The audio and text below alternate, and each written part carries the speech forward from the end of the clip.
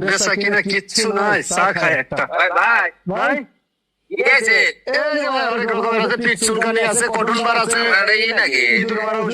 দাম কত? এটা 50 টাকা দিবেন। 50 টাকা? 20 টাকা করে আছে না দাদা, এখন দাম টাম বাইরে গেছে তো, আপনি 10 টাকা গুণ দিয়ে 40 টাকা দিন। জি আমি ভাই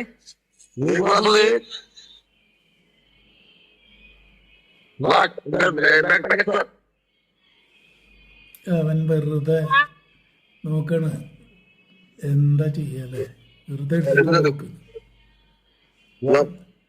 എന്നിട്ട് എടുത്തു പോകാൻ വേണ്ടിട്ടേ দামটা ঠিক করে দেন।